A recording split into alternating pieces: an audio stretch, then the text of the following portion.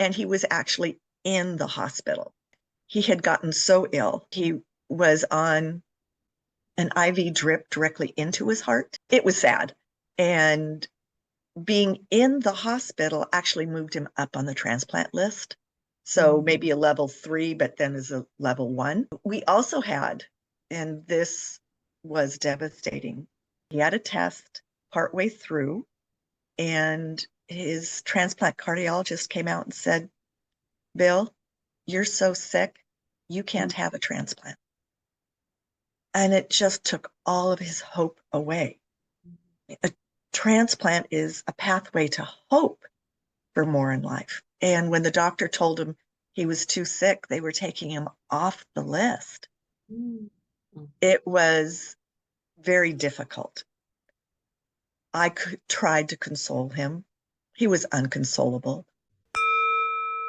Welcome to Harmonic Alignment, a podcast that explores the new frontier of energy medicine, bridging the gap between Western medicine and quantum physics, giving you easy and practical solutions. Guided by me, Dr. Larisa Sharipova, and me, Priscilla Koblenz. Join us on a journey discovering your harmonic alignment. On today's episode of Harmonic Alignment, Dr. Larisa Sharipova connects with author and patient advocate Val Barschaw. Val has written the book, Surviving the Hospital, 6 Secrets Every Patient Should Know. Check out her website, hospitaltohealth.com, to get on her email list and receive a free copy of her MedCheck Mastery Guide, discovering the exact steps to safe medicine management.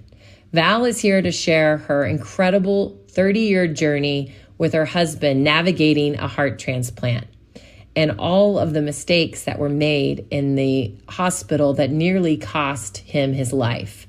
And instead of getting angry, Val brings gratitude and faith to his survival story.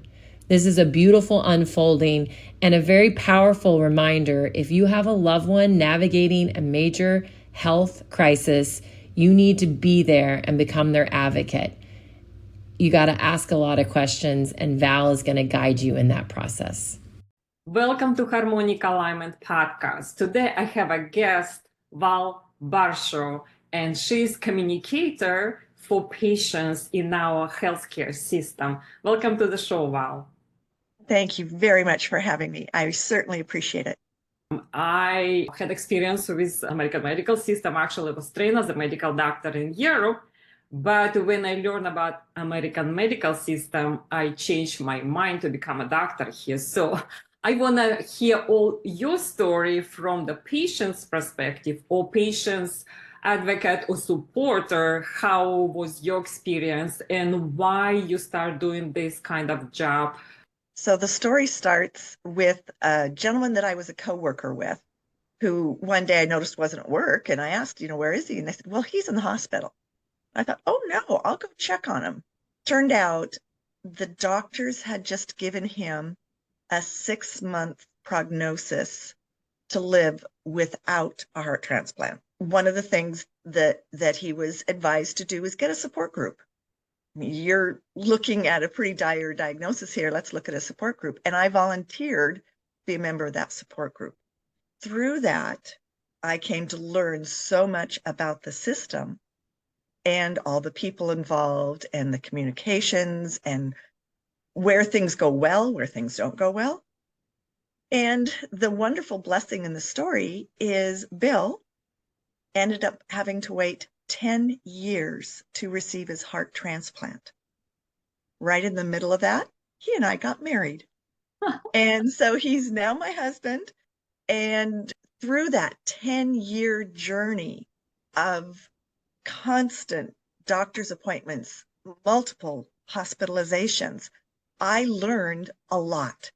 And I was one evening just kind of said to my husband, I can help others too. I know the easy route to make it more understandable, to bring it to the patient level. So he's been my biggest supporter in writing this book that I've written. and also in helping to develop those things that he, as the patient, found to be important, and those things I, as the caregiver and the advocate, found to be so critically important. And so that's what brought me here. So he got a great support. What was his diagnosis and what age was he? Because usually heart problems we hear people have later on in life. So he was just a little over 50 when he received the diagnosis and had just a few doctor's appointments here or there, nothing dramatic in the medical arena at all. But he just wasn't feeling well. He was active. He played racquetball, handball, went jogging. So he was in really good physical shape, but he just kept feeling tired, shortness of breath. What the doctors diagnosed is that he had idiopathic viral cardiomyopathy. So idiopathic, they don't know where it came from.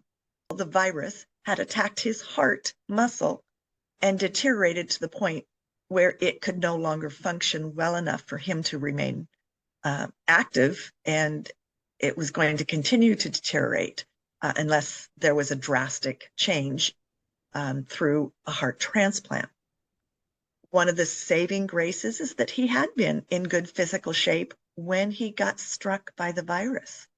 That actually helped him. Yeah, that was a very big deal. There was a spiritual aspect too. Tell us more about that, because that's very important. Yes, it became really the life changer, the spiritual aspect, I believe. So when I knew Bill as a coworker, he was this kind of jock guy that was around the building. There was 200 of us in the building, and he was, kind of fun-loving, fun-natured, but a little bit full of himself. And I've told him that. Well, when he was told that he would die without a heart transplant, he dropped to his knees and he renewed his faith. And when I ask him now, 35 years later, what's the one thing that changed his outlook? And he said it was his faith.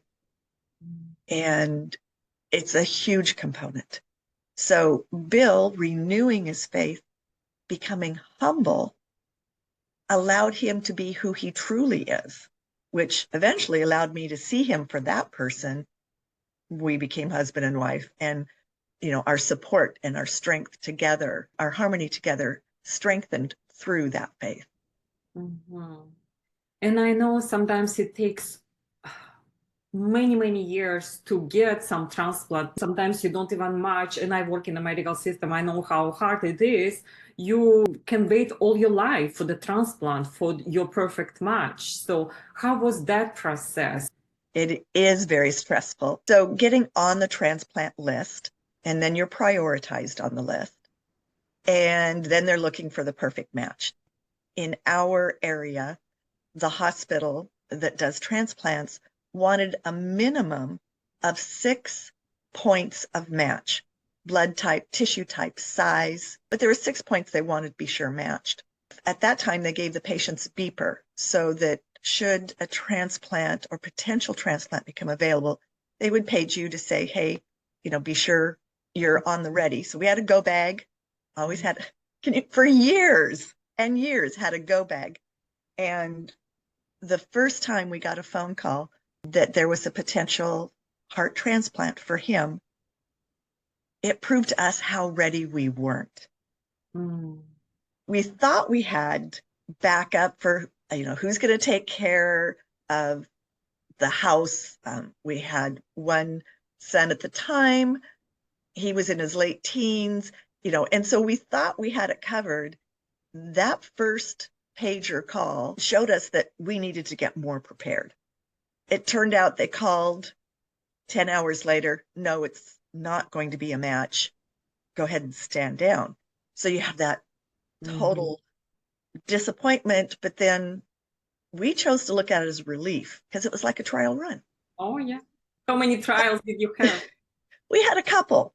There was another one. My husband at that point said, are you really sure? He says, I really don't want to go through all this again if you're not ready. Again, that one didn't pan out. And so again, didn't go for the heart transplant. It was 10 years. And he was actually in the hospital. He had gotten so ill. He was on an IV drip directly into his heart. It was sad. And being in the hospital actually moved him up on the transplant list. So maybe a level 3, but then as a level 1. We also had, and this was devastating, he had a test partway through, and his transplant cardiologist came out and said, Bill, you're so sick, you can't have a transplant. And it just took all of his hope away.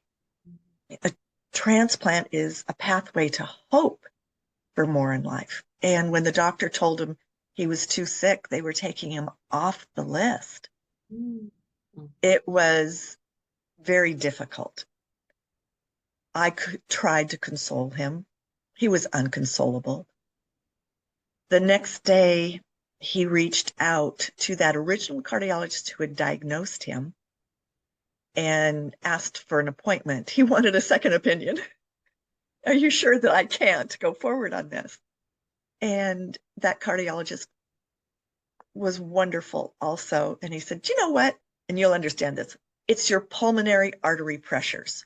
They're too high. So that's what your problem is. So why don't we put you down for a heart-lung transplant instead of just a heart transplant? Keep you going forward, keep you on the list. Those are even more rare.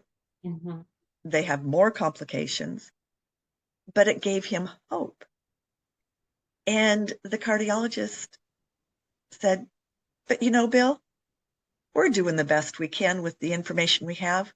Really, it's not in our hands. You need to have faith.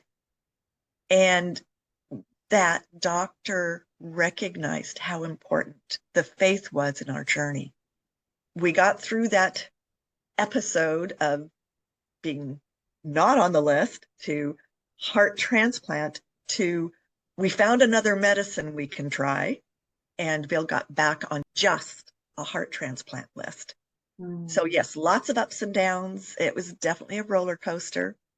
Being in the hospital is when they said, Bill, we have a transplant for you. I had been on the journey with him for 10 years and all these appointments and weeks at a time, sometimes in the hospital with him. Never shed a tear. Just let's find a path forward. What will help you? Let's focus in on that. When the nurse came in to announce that the donor was a 19-year-old female, I had to turn away because at that time was just 1 year away from my son's age. And I considered what that family was going through. And it was the first time in his 10-year journey that I shed a tear over what we had to go through, but not for us. It was for that family. Luckily, my son and his friends would come over to visit, and Bill would be sitting in a chair, and they'd ask him how he's doing. And they would say, if I die in a car accident, I want you to have my heart. And that optimism from our youth, there was this tenor of being willing, if something happened to them, that they would want someone else to continue to live, that allowed me to stop crying, acknowledge the gift, and then be with Bill through the transplant. I volunteered, it's called Life Center Northwest, a transplant organization in our area. And I volunteered with them a lot post-transplant. I was grateful because they, helped me see a full picture. And when Bill got healthy enough, took about 6 months for him to get healthy enough, I was able to, one, show him a picture of what he looked like on the day of his transplant, which brought him to tears. And I was able to tell him, you only had a 4-point match. Now, the university said we need a minimum of 6. He was so dire, they used him as an experiment, so to speak, to see how we do on a 4-point match. It was never a problem for Bill. As soon as he was conscious, he gave thanks for that gift. And he said, I'm going to take really good care of you, and you take really good care of me. He's never had rejection. Nearly 25 years now, and he's not had rejection. He had that mindset. This was what was meant to be for him. He had that faith. Makes a huge difference. So through all your journey in the hospitals and doctors' offices, what did you find the most difficult? The most difficult thing is the unknown. You really don't know what you're going to encounter. And the university provided materials, read this document. A lot of doctors speak in it. And I respect that. You as a doctor have gone through years and years of training. But for a patient, that was really difficult to understand. It was difficult to bring that communication onto an even playing field, whereas the patient or the caregiver and the doctor, we could be speaking the same language. And that's where a support group was tremendously beneficial. When we would go to monthly support group meetings with pre and post heart transplant patients, they would tell us something that a doctor would never consider telling us. And that was a huge breakthrough to bring it to that level that the patient can understand from people who are right there beside you. So the most difficult is thinking you're alone and not understanding the language. That's the most difficult. So doctors speaking on their jargon or medical terminology, that's what not understandable for patients or family members, right? Absolutely. And people would say, Bill, what ailment do you have? Well, if he said idiopathic viral cardiomyopathy, they'd look at him like he was crazy. So we had to learn a language that we could equate it to other human beings in our sphere, not in the medical field, so that we could have a relatable conversation. And being able to relate strengthens the patient. So that was a very important aspect. And the doctors didn't mean to speak over our head, but we didn't know enough to know which questions to ask.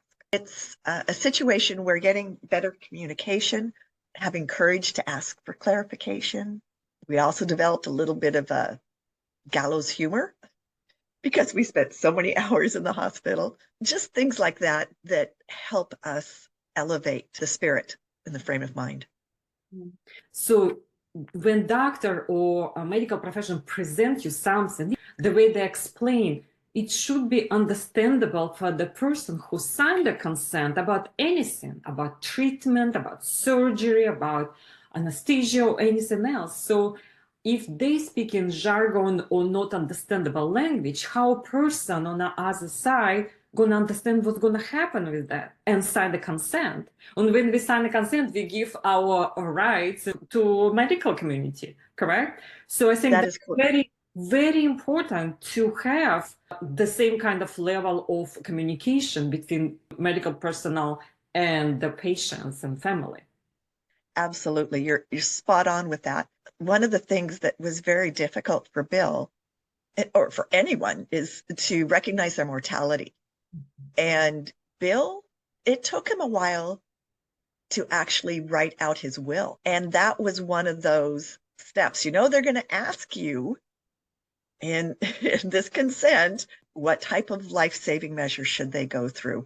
It was because we were a team that we could have that conversation together. And then we were able to share the successes with the support group to help others and help strengthen that. But that is very difficult for patients to overcome. And Bill did. he did overcome it, and we were clear on what we were willing to ask the doctors to do or not do. But we had 10 years of planning, is what it came down to. So in my mind, there had to be a faster way. Should a patient take 10 years, this is fabulous, because along those 10 years, more medicines were introduced. New technologies come to light that make it more safe. So those are all good things. Most patients going to the hospital aren't planning for 10 years. So it was important to me to find what are the things that patients can have to prepare them that are simple and easy. And these are the secrets that are going to get them through their hospital journey in a, something they can do relatively quickly. So what did you learn through your journey with Bill? And what do you recommend other people to do? I'm a little bit of a numbers nerd, and I admit it. So I'll look at some of the literature and the statistics, and I will focus in on things that I can do that are within my control to help the situation. Clearly, there's a lot of things that are out of my control, so I didn't focus on those. But knowing that the opportunity for a patient to have to go back into the hospital due to something happening during their hospital visit, hearing those statistics were at 22%, that 22% of hospitalized patients end up back in the hospital, except those who were prepared had only a 7% return rate.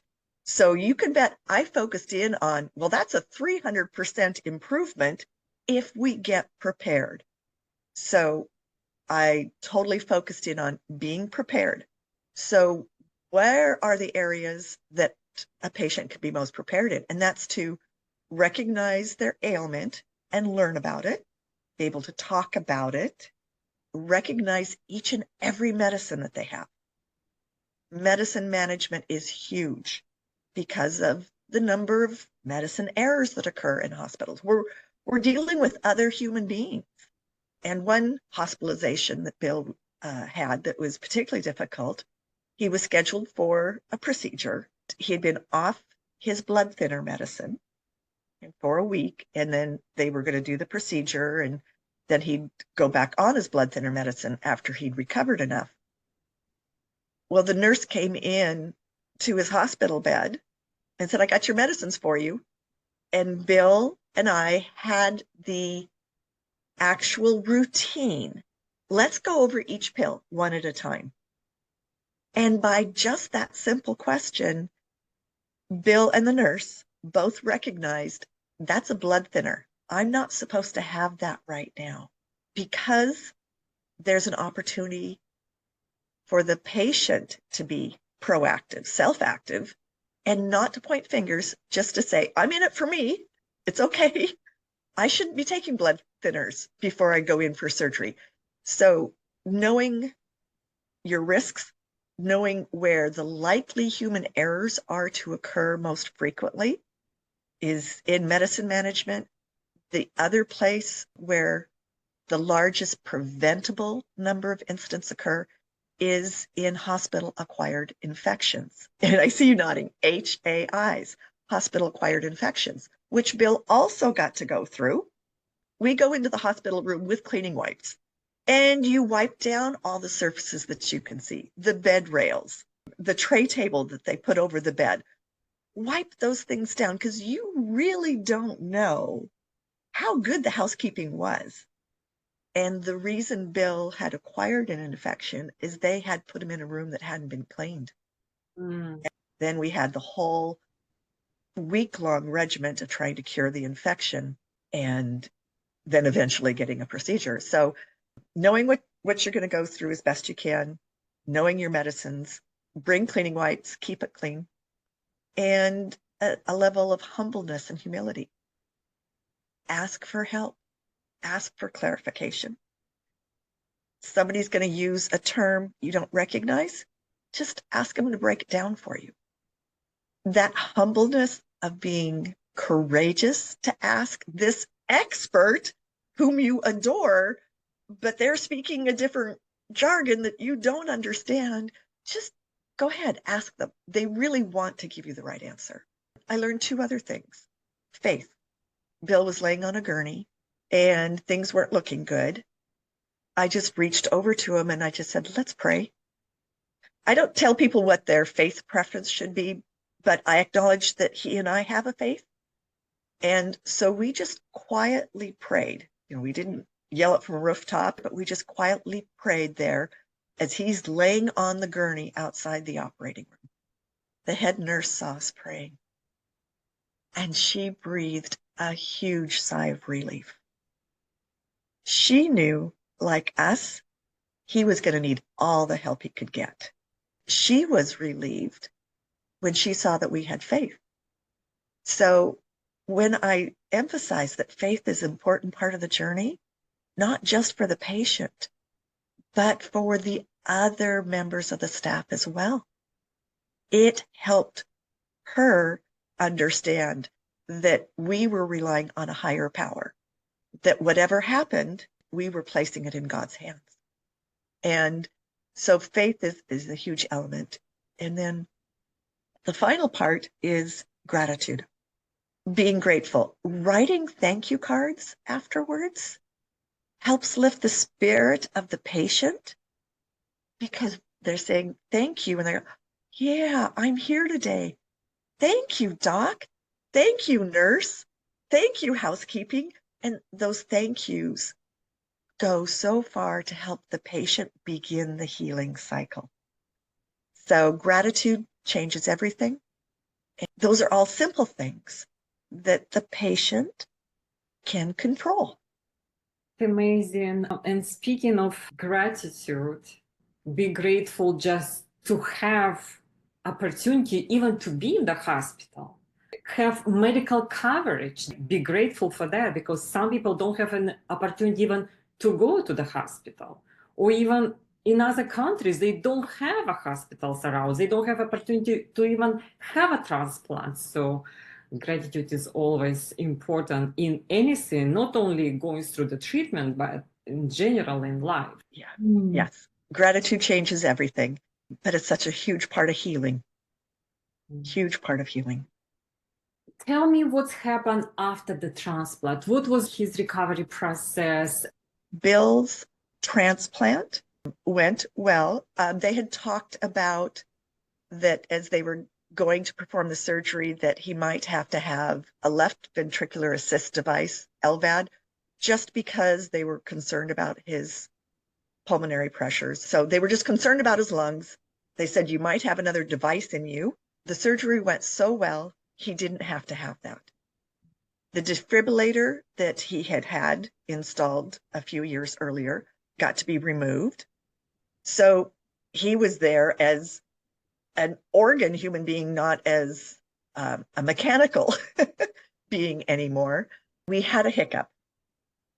One of the things of waiting 10 years is how improved the transplant process has become, where instead of planning to be in the hospital for a month or 6 weeks, they plan for basically a 10-day stay afterwards, which is amazing. So Bill was in that stage, and they had come in and said, we think we're going to release you tomorrow.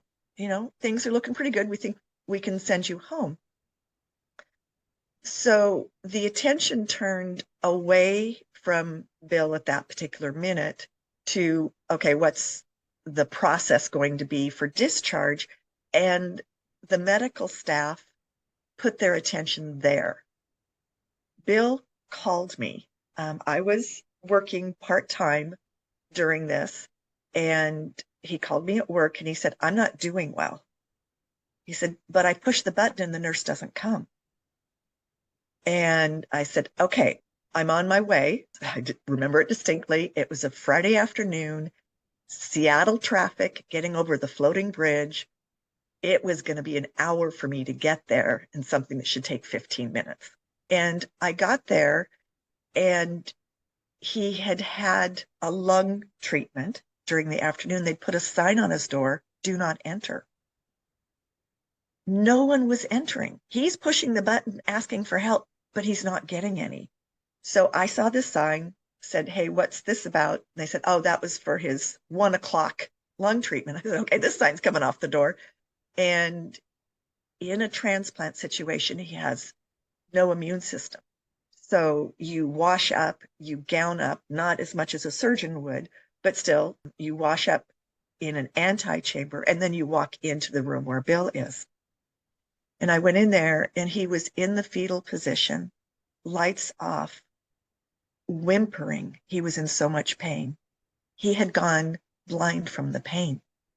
I immediately summoned a nurse. Hey, there's something really going on here. You need to give him your immediate attention. She said, okay, I'll be there. And I turned my attention to Bill and got him calmed down. He was worked up over the pain that he was in. So those loving, caring things a wife can do, give him a cold compress on his forehead, say, honey, I'm here. I'm glad you're here with me. And then at that point, Bill checked out. He went into a full seizure. His eyes, literally, I watched his eyes roll to the back of his head. His body started thrashing. I reached for the button again, and then it dawned on me, wait a minute, that hasn't worked all day. I'm not reaching for that. I went into the bathroom. I pulled the bathroom cord. I thought that might signal more emergency. Felt like forever. It's just scary to watch your loved one check out in front of you. So I had the courage and I went for the emergency button on the wall behind the bed. Within a matter of seconds, a team of doctors descended into that room. They beat the nurse there. And the nurse had been summoned, a minute earlier or two. And this team of doctors came in and they revived Bill and got him breathing. I was glued against the wall trying to stay out of everyone's way, but I was answering the questions because the doctors all were spouting off questions and I was answering them. Turned out that one of the drugs they had him on, he was having a reaction to. And that threw him into the seizure. So when I approached him and I said, hey, sweetie, I'm here after he'd become revived, but still had like 3 doctors on one side tending to him. He looked at me and he goes, I don't know you. He had no idea who I was. So here we'd waited 10 years. He got the transplant, seemed to be doing well, had a reaction to a drug, and he didn't even know who I was. So that really pulled the carpet out from under us. Worked with the doctors. His brain waves had crossed. One of the things they said is the sooner we can get him to just be able to read, because he couldn't even read. He couldn't see words even. So the word cafe on a menu, he could see a CA, but he couldn't see the FE. Mm-hmm. So I just sat there, and worked with him, and he was such a willing participant. He wanted so hard to learn what was his mind seeing because his eyes were tricking him and he couldn't see it. I did not leave his side the rest of the time, except to go home and change, where I then got his brother to come spell me for a little bit. But they put him on a different medicine. And I was watching his vitals. A resident doctor came in and I said, Doctor, I think Bill's urinating too much. I'm trying to talk in doctor speak. He's urinating a lot. And yeah. And I said, no, I think it's, quite a bit. Yeah. And I finally looked at the doctor and I said, Doc, forgive me. I said, he's peeing like a racehorse. And it shook him. He was like, what? Oh, no, she means a lot. I use the term a lot, but when I brought it down to that totally human level, they found that one of the drugs they had to adjust again. And that was the patient and the patient's caregiver doing everything they could to watch and monitor and look at those medicines. That's such a huge part of preventing hospital mishaps. The funny part of that is a couple days later, Bill had to go down for chest x-rays to another part of the hospital. And so I'm, there with him as he's being wheeled into that room. And that resident saw me, and he knew me by first name because I was the lady that referred to racehorses. So we got a big giggle out of it too. That part of the journey wasn't smooth. We had our hiccups. So he ended up having to stay in the hospital considerably longer. We got him to be able to read again. And that was huge. So it took a while, and then he was able to come home. And then once home, just telling family members, don't just show up. He may not be feeling up to visitors. Let him know you're thinking of him. Call him first. If he's up for visitors, then come visit. Don't just drop in. So those are those at-home things you can do. Our home was set up for him to be comfortable, didn't need a hospital bed. He could actually sleep with a single pillow, which for someone with a heart condition, that can be a struggle. We had a set of stairs, and Bill had to very slowly go up the stairs because while his mind saw there were stairs, because of the severing to the heart, the brain wasn't telling the heart there were stairs yet. So he would start to go up the stairs, but his body's adrenaline hadn't kicked in to increase his heart rate. So he'd get to the top of the stairs and he'd almost pass out. So he had to learn that, oops, I see stairs. Okay, maybe I should take about 5 or 6 steps here before I take the first step, get my heart pumping a little bit more, and then go up the stairs. So that was something important to learn. Did you learn that on your own because of the experience, or somebody told you that that would happen? I give credit to the support group, and it really wasn't even talking about stairs. It was talking about post-transplant, give your brain and your heart time to try and get in sync better. And the proof was having a post-transplant patient in the support group saying, excuse me, and stood up and passed right out. I mean, just passed out there in front of the whole group. That became a topic of discussion. And so through the support group, we learned that tidbit that can be very helpful. So give the credit where it's due. The support group was wonderful. So what was the most positive experience? You talk about different mishaps and the negative experience, but what was the most positive experience through the whole journey? We now have dear friends who are his doctors.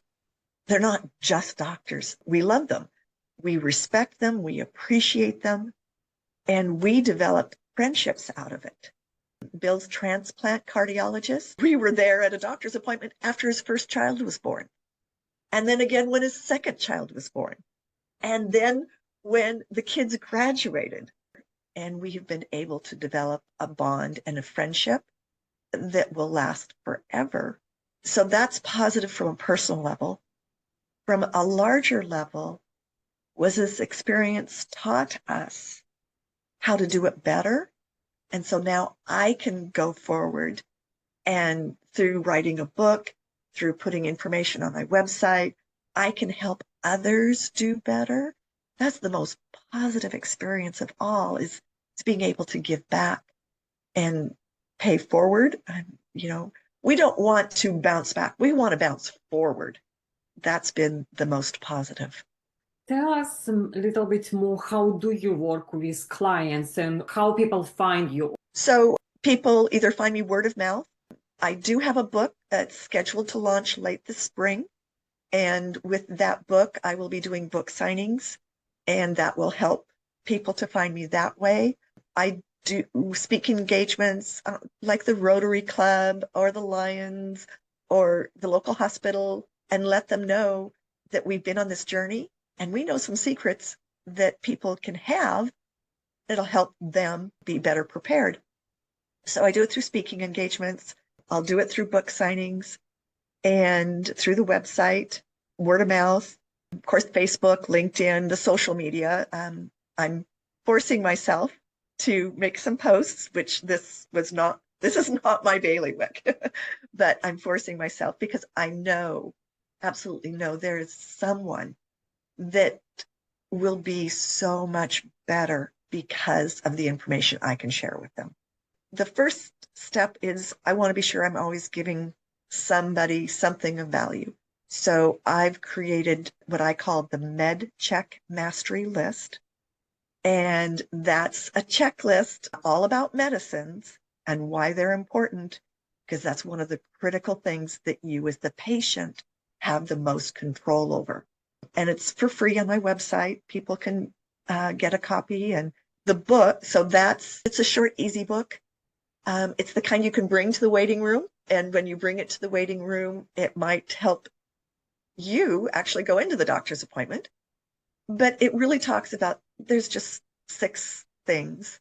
And that's to be curious, ask questions, be diligent, which means go ahead and clean that hospital room even though you think it's clean. Be practical. Know your medicine list, forward, backward, left, and right. Be humble, be faithful, and be grateful. And so each of those elements is a chapter in the book. And I share a story in those chapters that relate to Bill or another family member and what they went through and why that became such a critical element to having a successful journey in the hospital. So the book is easy read, kind of like talking to your friends. So meeting you and chatting with you, it's like we didn't know each other before, but now we're friends. And we met on social media. The book is written with the same way. It's written in a friendly tone. Tell us the name of the book and where to find it.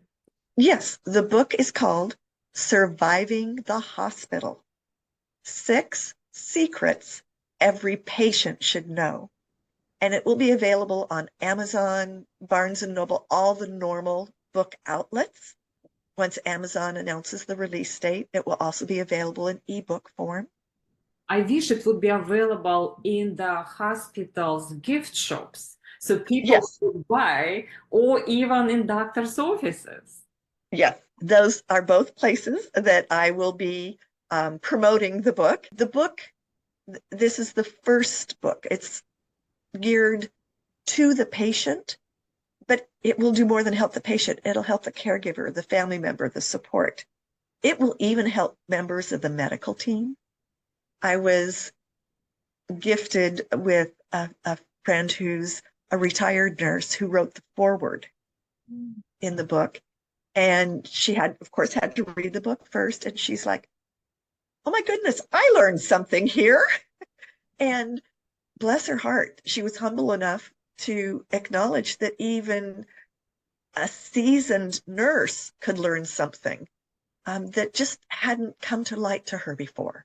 I think because we as a medical community, we're looking from a different point of view, right? If you are not a patient yourself, you cannot experience other people what they're going through and cannot relate sometimes. So only when you become your own patients, then you realize that what's missing or what we should talk to patients about.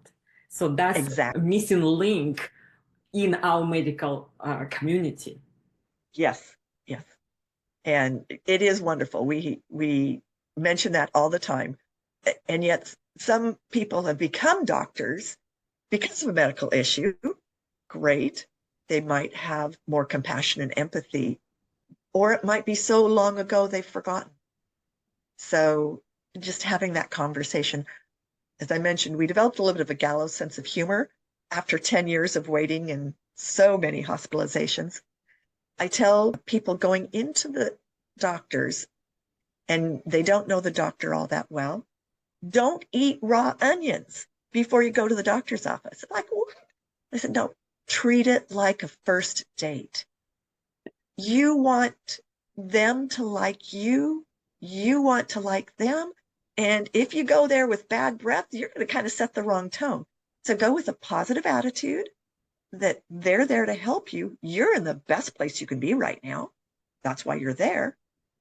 And then build it as a relationship, like a dating relationship. I just have seen it for a fact. The doctors who genuinely like their patients, they're doing everything they can, but it's just easier for the doctor to do better when they like the patient. It's not that they're doing anything harmful on purpose. I'm not saying anything negative at all. It took a few years to get the transplant doctor to crack a smile with me. And if memory serves me, I was asking, why are you calling Bill an SOB? He's, what? On the chart, SOB. Oh, no, that's shortness of breath. But I got him to laugh.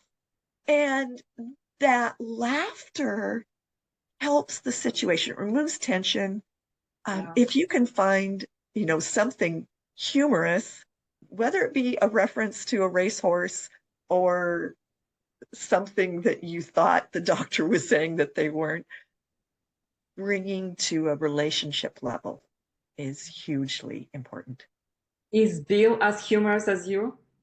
It never dawned on me, but Bill, he bought me a book, probably the first book that he gave me.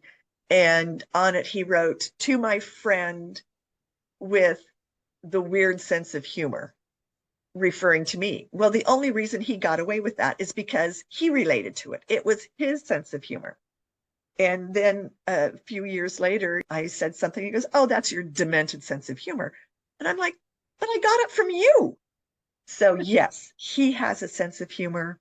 We were able to feed off of each other and support each other that way.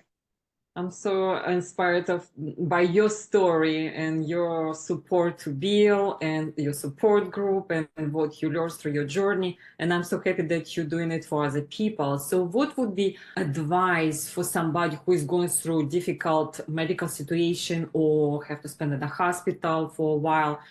So the one device they should have is their own medical notebook. I also have what I call the in-transit notebooks, that little notebook for when you're in the car and then you go to the grocery store and suddenly, oh, I meant to ask this, or this is happening. Why is this happening? Bill had a reaction when he walked into a building with fluorescent lights. Okay, let's jot that down. So having a notebook, a medical notebook that's the resource to take to every appointment. And in that notebook, you'll have your complete medicine list. And I have an example in my MedCheck Mastery Guide. So you have your complete medicine list. You have your emergency contacts names. And I recommend two, just in case the first one isn't available. You have your notes from other visits and your questions for future visits. And in the meantime, if you get any questions, you jot them down wherever you are. You have your little transit notebooks in the car or at work, jot them down, add them to your major notebook, and use that as your guide through the hospitalization. It also helps you see where you were, and it helps focus you to where you want to be. And that forward focus really helps people, particularly if they're having a rough spot and they're like, oh, this is terrible. Well, if they look back at those notes to how bad it was 2 months ago, they're like, what am I complaining about? This is great. And that's one of the gifts that I see with Bill is he can't do everything he wants to do, but he can do most everything. And his heart still goes out to those he sees in a worse place than him. And to be able to offer them guidance and support is huge. But the one thing, a medical notebook, have your medicine list in it, have your emergency contacts in it, your notes, get your in-transit notebooks, and let that be a source of guide for you. Someone who wants to work with me, perhaps on one-on-one counseling, if they aren't willing to put together a notebook, then I'm not going to be a good fit for them, because it's going to take action on their part, and I will give them everything I have to give. And there's a contribution. It's two-way. So if someone isn't willing to take notes on how they're feeling or what food they ate that upset them, then I'm not going to be able to get them to the best possible outcome. So I would suggest that they'd find a different coach or a different mechanism. A coach is the person who tells you what to do even though you don't want to do it. Kick your butt, right? Yeah, they're the ones that say, you want to win this championship, then you're going to exercise and you're going to eat this and you want to win that championship. So yeah, to have someone who wants to be a teammate. And typically, I think for people who don't have a close support, like you were for Bill, so I think you would be a great support for somebody who doesn't have a close family or friends who cannot advocate for them, right? And I also can say, if you have a support, if you have a family member, because sometimes if you go through health challenge or hospital or anything related to medicine, it's stressful. And when you're in stress mode, you can think straight. You don't know what to ask, you don't know how to behave, and you cannot even hear what doctor tells you. So a lot of time, other people even recommend take a recorder, tape recorder, or whatever recorded to record conversation, because when you're in a conversation, in a stress, specifically if you just got diagnosis, you can hear anything, whatever doctor tells you. So in that case, I think people like you would be very valuable for people who don't have other supporters. And it's really easy to do. All people have to do is say, hey, doc, mind if I take some notes while we chat? And if you want to do it on your cell phone, even if the doctor gives you permission to record it, record it. If you're more pen and paper, you've got your notebook with you and you'll write it in your notebook. And writing it in your own words helps you to remember it better and it will resonate more with you. So you can actually get curious about it and maybe do a little research later if you want. That's always good. So how people find you? Website is hospitaltohealth.com. And the social media, anywhere on the social media, I'm doing LinkedIn and Facebook. As I mentioned, that's a new for me. So if people even want a direct message, I want to just stick with a couple so that I can give the individual attention and get back to them so that they know they're heard. Well, thank you for your wisdom and for sharing your story, and good luck with your family, your husband, and everything you do in the world. I really appreciate you. I appreciate you too. Thank you. Are you ready for your Energy for Life bioenergetic nest scan? Dr. Larisa Sharapova and myself, Priscilla Koblenz, offer personal, private, 90-minute consults to get you back to optimal health and well-being. For more details, visit the show notes or check out harmonicalignment.co. We hope you enjoyed today's episode of Harmonic Alignment. If something resonated with you, we would love to hear about it. Please consider leaving us a 5-star review and subscribing so you don't miss an upcoming episode. Thank you. The information contained in this podcast is provided for informational purposes only and not intended for the purpose of diagnosing, treating, curing, or preventing any disease. Before using any products referenced on the podcast, consult with your healthcare provider. Carefully read all labels and directions. The products and information received through the podcast should not be used to replace a consultation or advice from your healthcare provider. If you suspect you have a medical problem or have any healthcare questions, please promptly call your healthcare provider. This podcast, including Dr. Larisa Sharapova and Priscilla Koblenz, and the producers are not responsible for any possible adverse effects from the use of information contained in this podcast. This podcast may contain endorsements and advertisements for products or services. Individuals on this podcast may have a direct financial benefit to the product or services referenced.